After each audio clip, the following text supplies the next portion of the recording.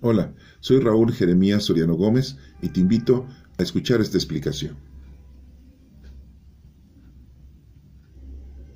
Lecturas del domingo 31 ordinario del ciclo B, 1 de noviembre del 2015.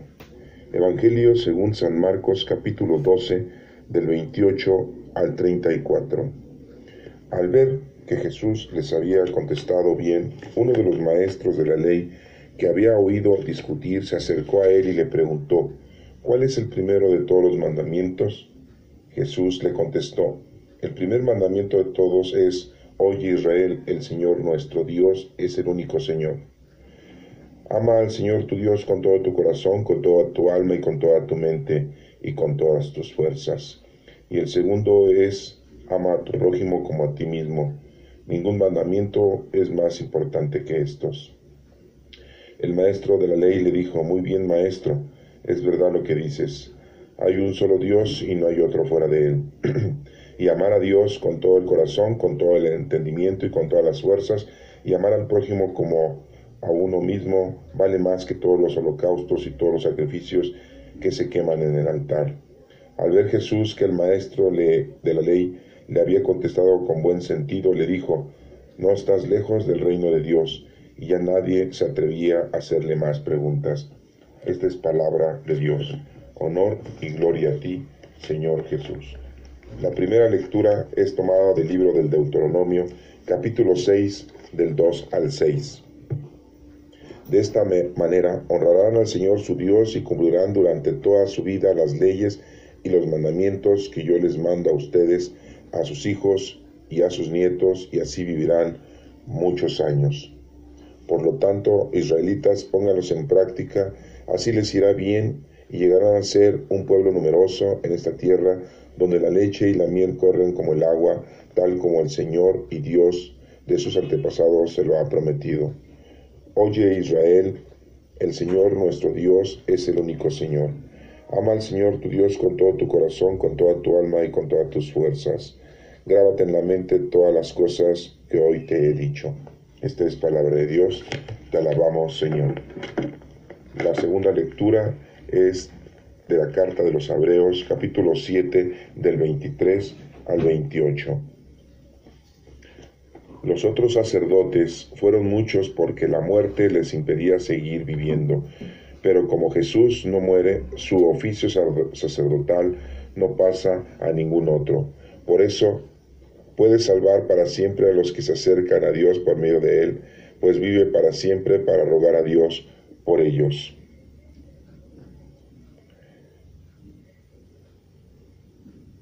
Así pues, Jesús es precisamente el sumo sacerdote que necesitábamos. Él es el santo, sin maldad y sin mancha, apartado de todos los pecadores y puesto más alto que el cielo. No es como los otros sumos sacerdotes, que tienen que matar animales y ofrecerlos cada día en sacrificio, primero por sus propios pecados y luego por los pecados del pueblo. Por el contrario, Jesús ofreció el sacrificio una sola vez y para siempre, cuando se ofreció a sí mismo. La ley de Moisés nombra como sumos sacerdotes a los hombres imperfectos, pero el juramento de Dios, que fue hecho después de la ley, nombra sumo sacerdote a su Hijo, quien ha sido hecho perfecto para siempre. Esta es palabra de Dios. Te alabamos, Señor. En las lecturas de hoy que estamos analizando, que estamos leyendo, estamos renombrando uno de los mandamientos del Decálogo, uno de los mandamientos que nombra la Sagrada Escritura en todos sus libros, que es amar a Dios sobre todas las cosas. No podemos anteponer a este mandamiento otro, pero ¿cómo podemos nosotros decir que amamos a Dios si nunca lo hemos visto? ¿Y cómo podemos decir que no amamos a nuestro prójimo si siempre lo tenemos cerca de nosotros? Es muy importante que nosotros pongamos mucha atención, ya que de alguna manera nosotros nos acercamos a Dios, lo conocemos, lo amamos y lo servimos. Pero cada una de nosotros, cada una de las personas que escuchamos la palabra de Dios, tiene una forma, tiene una manera de amar a Dios. Y posiblemente cada uno de nosotros está de acuerdo y cree que esa es la forma más correcta. Independientemente de cómo tú ames a Dios, de cuál sea necesidad, tu acercamiento que tengas a Dios. Debes de conocer perfectamente que el amar a Dios no solamente es de decirlo de boca, hacerlo en oraciones, hacerlo en plegarias, o solamente cuando tú te acercas a Dios de alguna manera en casa, en el templo, en una iglesia, te hincas y le pides perdón a nuestro Padre Dios, a nuestro Señor Jesucristo. O a veces tú crees amar a Dios cantando, haciendo alguna oración, cantando, o cumpliendo con los sacramentos, o llevando a cabo obras de caridad espirituales y corporales. Muchas son las formas de cómo nosotros podemos acercarnos a Dios y cómo demostrarle al Señor que lo amamos. Esto es durante toda tu vida. No solamente es los domingos, cuando vas a misa, no solamente es con tus seres queridos, con tu familia, o no solamente es cuando tú estás llevando a cabo un estudio de la palabra de Dios, cuando estás en la pastoral, cuando estás haciendo tus horas litúrgicas, no solamente son en esos momentos. El amar a Dios es amarlo todos los días, todas las horas, todos los minutos, desde que te despiertas en la mañana hasta que te acuestas al pernoctar. Diariamente, todos los días de la semana. No puede haber un día solamente más importante que el otro, independientemente de que nosotros respetamos el domingo por ser cristianos y escuchamos misa los domingos. Los judíos respetan el día sábado porque el día sábado fue, como dice la Escritura, cuando el Señor descansó. Y muchos de nosotros los cristianos el sábado no lo respetamos de una forma religiosa, de una forma doctrinal, respetamos solamente el domingo. Y siendo que nuestro Padre Dios dijo que el sábado deberíamos de respetarlo, deberíamos de tener ese día como precepto, como un día muy importante, ya que nuestro Padre Dios, ese día, esa acción de descanso, nos la ofrece a nosotros para nuestra salvación. El amar a Dios, como les estoy comentando, no solamente es un momento, un tiempo, sino es siempre, día a día, desde que nosotros nacemos hasta que nosotros morimos. ¿Y cómo vamos a demostrarle a Dios que lo amamos? Lo vamos a demostrar con nuestra personalidad, con nuestra actitud, con nuestras obras, con nuestro acercamiento a Él. Si nosotros conociéramos a Dios desde que somos pequeños, desde que somos jóvenes, cuando somos unas personas adultas, podríamos tener conocimiento preciso y conciso, y podríamos nosotros aconsejar y ayudar, y que nuevas generaciones, que no tropezaran con las mismas piedras con las que tropezamos nosotros en el transcurso de la vida. Nos hacemos personas maduras, con experiencia, y lo que se menciona como en el pueblo hebreo, los ancianos, que eran las personalidades que tenían mucho conocimiento y mucha experiencia.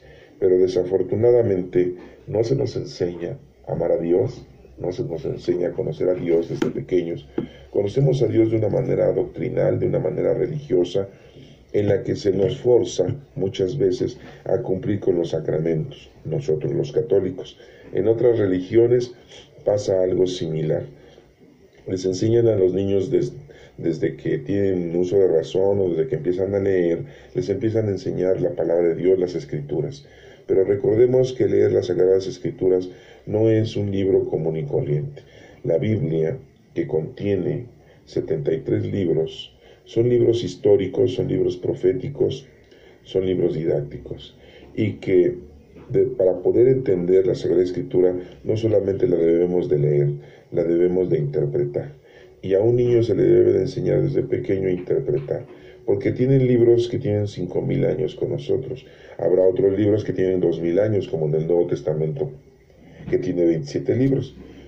A lo que voy es de que nosotros debemos de tener mucho estudio, mucha preparación, y si esto lo tuviéramos desde pequeños, desde jóvenes, cuando somos grandes, tendríamos una capacidad intelectual de las cosas del Señor muy precisas, y viviríamos una vida conforme a la establecida, conforme a lo que Dios quiere que nosotros llevemos a cabo. En estas lecturas que hoy estamos leyendo, estamos hablando del mandamiento más importante, que es amar a Dios sobre todas las cosas. Tú puedes decir que amas a Dios porque el Señor te ha ayudado a encontrar casa, te ha ayudado a tener vestido, a tener sustento, lo que es tener trabajo, tener comida. Te ha dado felicidad, te ha dado una familia, te ha dado unos buenos padres, unos buenos hijos, unos buenos hermanos. Y vives una vida alejada del pecado, vives una vida religiosa posiblemente, llevas a cabo tu sacramento, llevas a cabo tus horas litúrgicas, cumples con los requerimientos que la doctrina cristiana te está pidiendo. Y constantemente estás allegado a las cosas del Señor, estás estudiando la palabra de Dios, la estás leyendo, estás interpretándolo por medio de la oración del Espíritu Santo. Y colaboras en la comunidad en la que tú te encuentras. Y aparte estás llevando a cabo tú todo un logro en las obras de caridad espirituales y corporales. Esto debe de ser durante toda nuestra vida, como se los he dicho hace un momento, y en diferentes tiempos y momentos. A veces nos encontramos en nuestro trabajo, pues en nuestro trabajo también tenemos que reflejar esa labor que Dios nos ha indicado a cada uno de nosotros. Estamos en la escuela y también en la escuela debemos nosotros de poner en marcha toda nuestra actitud, todas nuestras obras que la doctrina, que la palabra de Dios nos está exigiendo como verdaderos hijos de Dios. Cuando somos padres, cuando somos hijos, también debemos de ponernos a trabajar con todos en todo lugar en el que tú te encuentres, cuando estás de vacaciones, cuando estás en una fiesta, cuando estás con unos familiares, cuando estás con unos amigos. Tu comportamiento, tu personalidad refleja y debe de reflejar la doctrina, debe reflejar el amor de Dios hacia el hombre. Esto es muy importante porque muchas veces nosotros nos comportamos de una manera en determinado lugar y nos comportamos de otra manera en casa o nos comportamos de otra manera cuando estamos en la iglesia o escuchando la palabra de Dios. Nuestro comportamiento debe de ser siempre el mismo con respecto a las cosas del Señor, con respecto a la doctrina de Cristo. No debes tú ser diferente. Estás tú con tus familiares que no son creyentes, tú debes de estar ahí evangelizando con tu propia conducta. Si te dicen que hagas algo que va en contra de la ley de Dios, tú no la debes de hacer y debes de respetar y debes de permanecer firme en las cosas del Señor. Y no por querer quedar bien con la gente y con los familiares, cometas el error que ellos están cometiendo. Esto es muy importante porque muchos estamos hablando a veces de no permitir el aborto, y cuando sabemos que alguien quiere abortar o va a abortar, nosotros mínimo nos quedamos callados y máximo hasta colaboramos para que la persona pues salga bien de su aborto que vaya a llevar a cabo. Recordemos que la vida la da nuestro Padre Dios, no la damos nosotros, somos no solamente un instrumento, somos un medio para que esta naturaleza en la que nosotros pertenecemos continúe con la existencia con la que Dios ha permitido que cada uno de nosotros nos desenvolvamos. A veces nos encontramos en un lugar en el trabajo en donde se nos pide, se nos ofrece que participemos en una injusticia, que participemos en un robo de una manera sutil, de una manera pues quizá no muy infame, pero al final de cuentas es un robo. Cuando se nos pide que no hagamos las cosas correctamente en una contabilidad para pagarle el sueldo a los empleados, para pagarle el sueldo a los obreros, y les podamos quitar algo de ellos para quedárnoslo nosotros. Y en otras instancias, cuando a los abogados se les pide que defiendan a los delincuentes para que no los metan a la cárcel y para que estos pues sigan delinquiendo, y todo a cambio de una buena paga, los defienden hasta dejarlos libres. Y estas personalidades pues siguen cometiendo asesinatos, robos, injusticias, violaciones, de toda delincuencia que hay. Entonces vemos cómo debemos de nosotros tener una conciencia muy exacta y perfecta de que independientemente nosotros en el lugar que nos encontremos, debemos de permanecer muy precisos en la doctrina y en la palabra de Dios, y que nuestra personalidad sea una. la de un verdadero hijo de Dios, y que no caigamos en esos errores, porque en la familia, con los amigos, en el trabajo, en la escuela, nos vamos a encontrar momentos en que la demás gente hace todo lo contrario a lo que nos pide Dios, y nosotros debemos de ofrecer a esa gente el ejemplo que Dios nos ha dado para que esa gente tenga pudor, tenga moral, tenga educación, tenga temor a Dios y se den cuenta que las cosas que están haciendo están equivocadas. El mandamiento más importante es amar a Dios sobre todas las cosas, y así lo dice aquí en Marcos 12, del 28 al 34. Al ver que Jesús había contestado bien, uno de los maestros de la ley, uno de los escribas, que lo había oído discutir, se acercó a nuestro Señor Jesucristo y le hace la pregunta, que es lo que estamos ahorita analizando: ¿cuál es el primero de todos los mandamientos? Y pues ya sabemos nosotros, pero Jesucristo aquí le contesta a este maestro de la ley. Sería ilógico contestarle a este maestro de la ley, pero nuestro Señor Jesucristo le contesta para confirmar y reafirmar que ese es el verdadero mandamiento que nosotros debemos de cumplir y que encierra todos los mandamientos de las Sagradas Escrituras, y adjunto el segundo mandamiento, que es amar al prójimo como a ti mismo. Y aquí Jesucristo le dice el primer mandamiento de todos, le dice: oye Israel, le dice, no solamente tú, sino todo Israel. El Señor nuestro Dios es el único Señor, no hay otro Dios.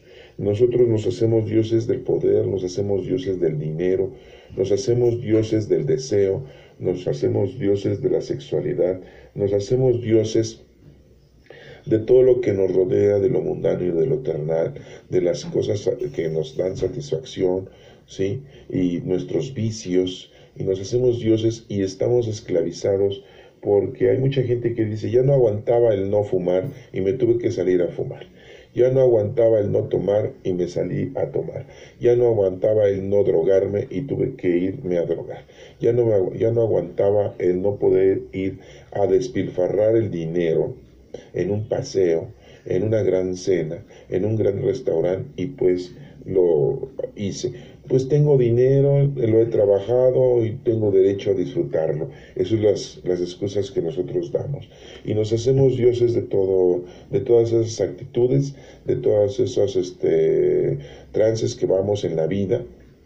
Y pues todas esas cosas nos están ahuyentando a acercarnos, nos están retirando de la presencia de Dios. Dice muy claro, ¿sí? Ama al Señor tu Dios con todo tu corazón, con toda tu alma y con toda tu mente. Está hablando de tres, ¿sí? El corazón, el alma y la mente.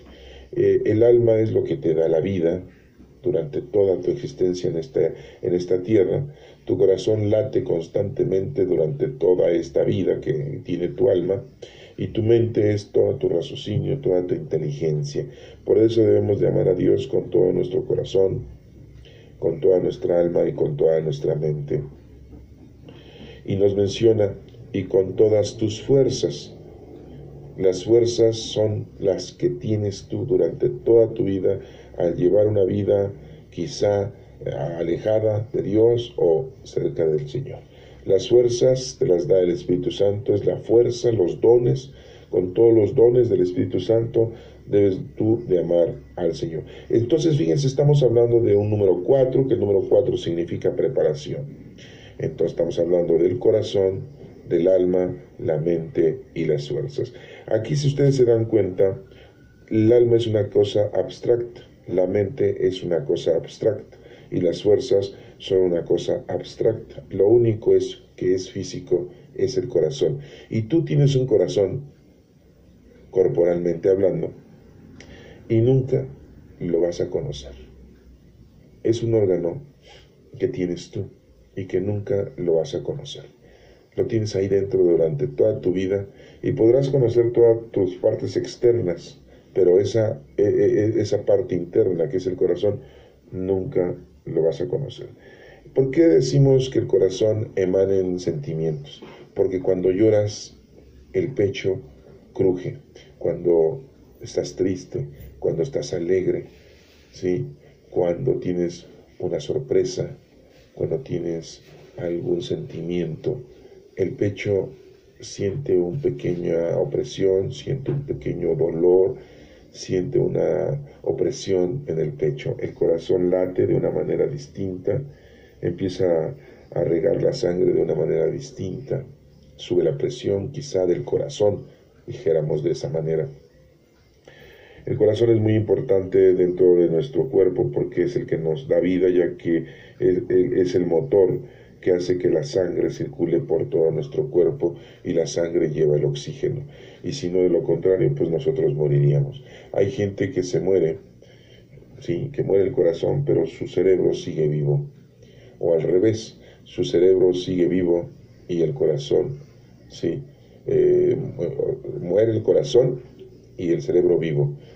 Sí, y muere el cerebro y el corazón vivo.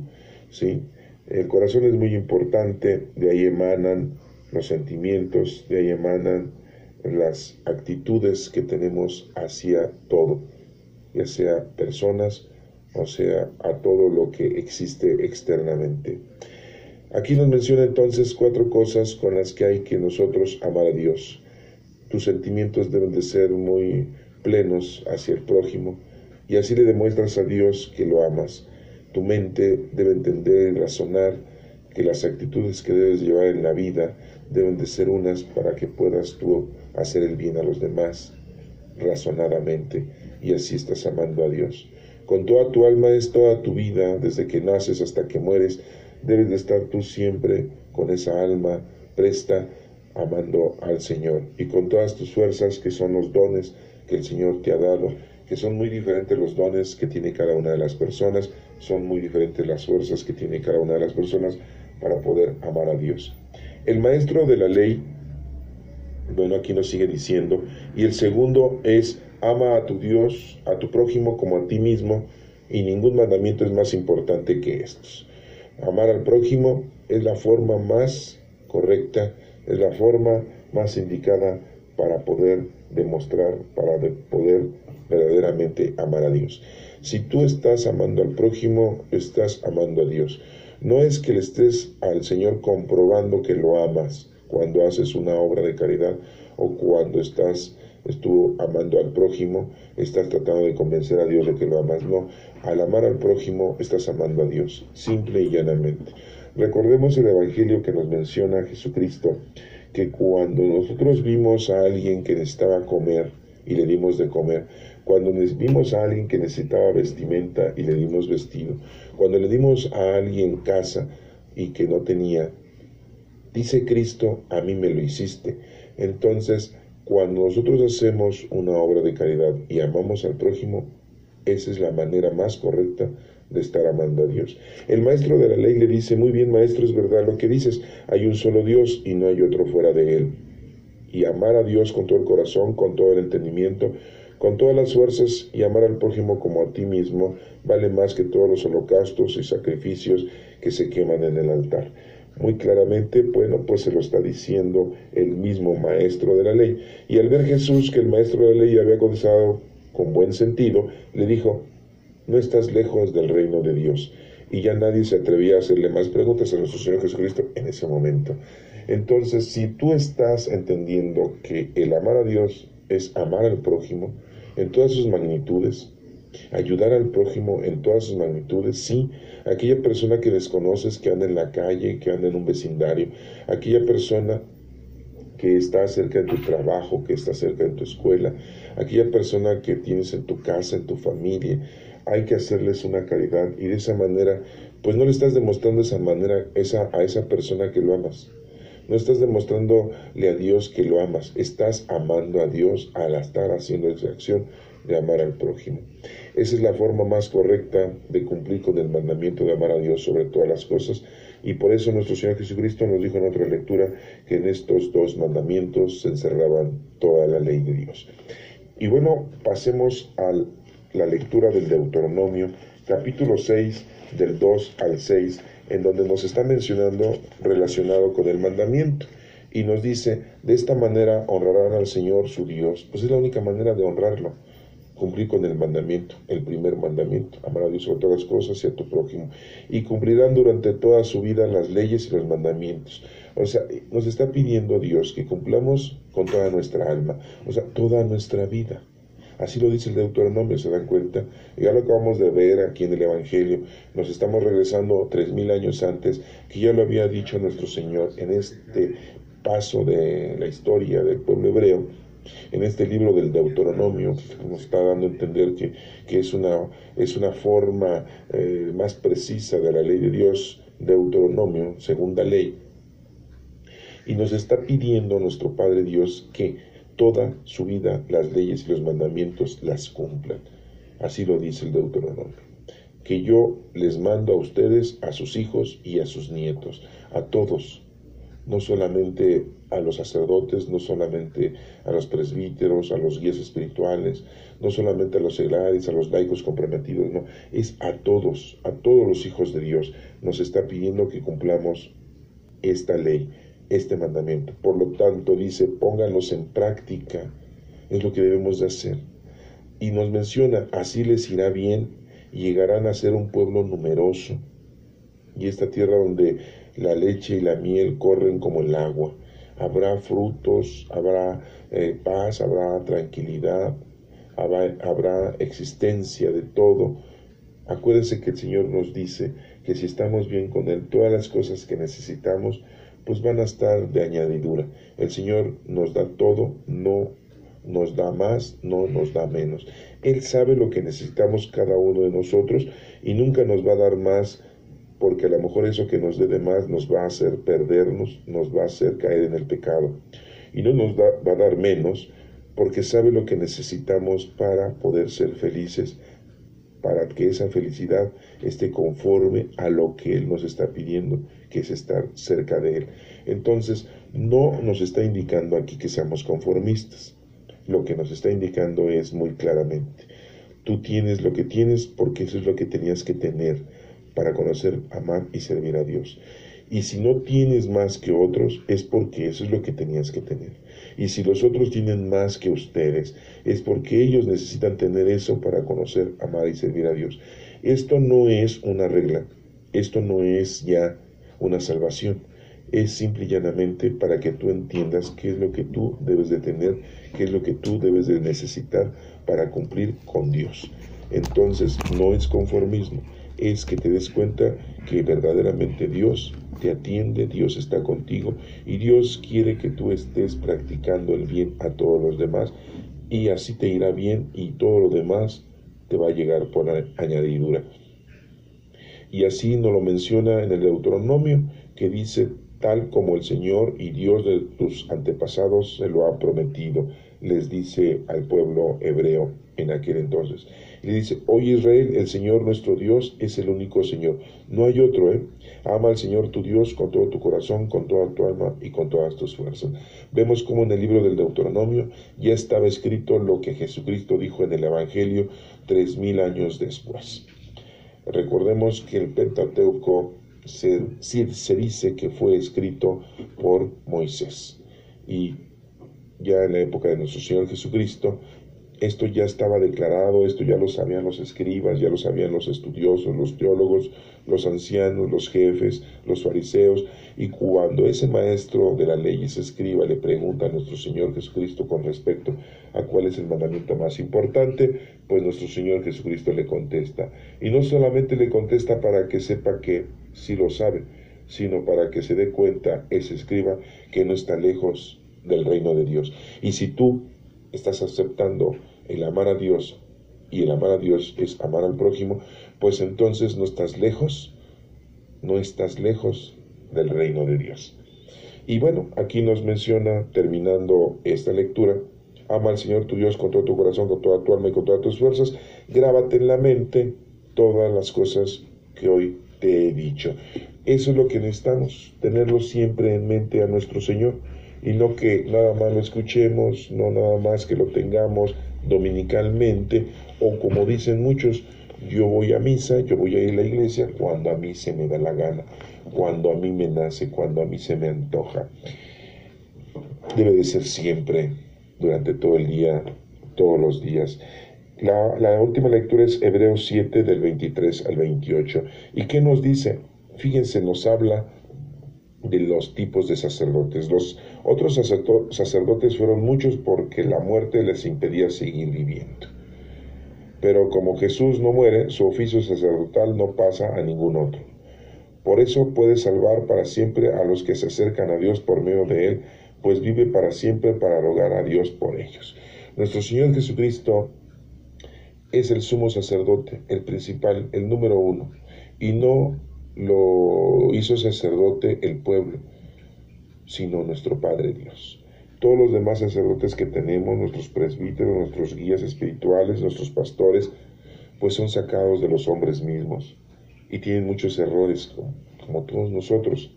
Y aquí dice así, pues Jesús es precisamente el sumo sacerdote que necesitábamos. Él es el santo, sin maldad y sin mancha, apartado de todos los pecadores y puesto más alto que el cielo. Nuestro Señor Jesucristo es renombrado el sumo sacerdote, el número uno. No es como otros sumos sacerdotes que tienen que matar animales y ofrecerlos cada día en sacrificios, primero por sus propios pecados y luego por los pecados del pueblo.